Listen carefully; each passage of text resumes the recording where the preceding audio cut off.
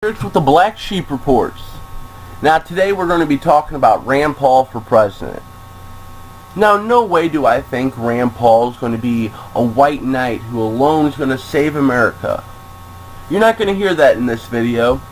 You're not going to hear that he's going to bring hope and change and any kind of nonsense like that. What you are going to hear is facts, pro and cons about Rand Paul. Now while many in Rand's party turned a blind eye when it comes to spending that falls under the umbrella of the Pentagon, in a speech in South Carolina, Rand Paul reiterated his belief that in addition to auditing the Fed, which has been a rallying cry for libertarian wings of the GOP, he was prepared to audit the Pentagon. He said that desire to audit the mass government entity did not spring from his frustrations with the defense budget. He argues that defense spending was important to the country's security. Instead, Paul said that the annual defense spending bill was jam-packed with goodies like research on roll-up beef jerky and studies on monkeys on meth. Now, there's a lot being wasted in a $4 trillion budget, Paul said. Now, in January 2015, he introduced the Audit the Pentagon Act. In a proposed budget for 2012, Paul cut foreign aid to every country to save $500 billion. That included money to Israel. At the time, Paul's argument was that Israel remained a close ally, that the United States simply did not have money to spend on other countries when it had such a big deficit at home. Israel's ability to conduct foreign policies regained economic demise and to support itself without the heavy use in hand of U.S. interests, while only strengthening the Israeli community, Paul wrote in the budget document obtained by PolitiFact.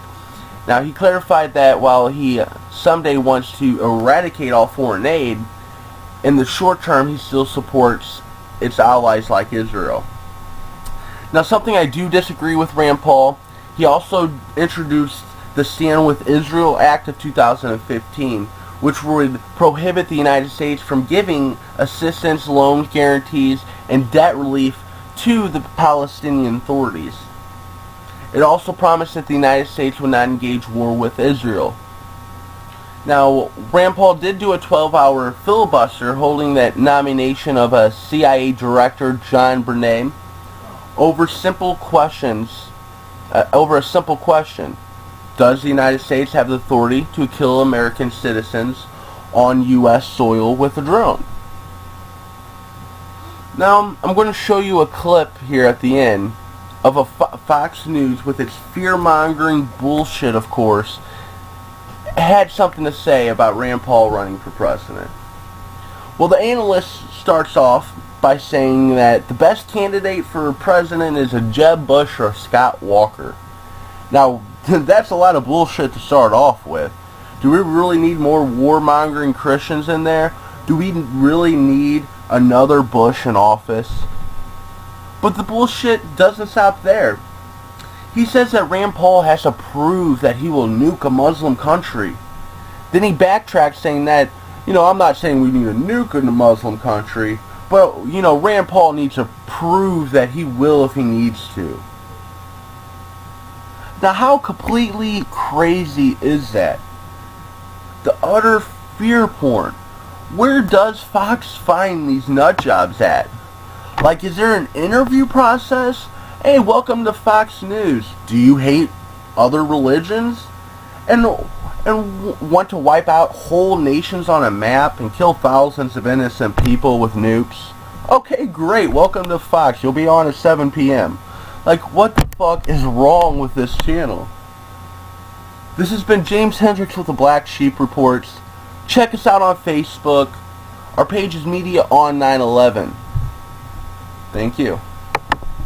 What Republican contender could be the biggest threat to Democrats? Here to debate, the brothers.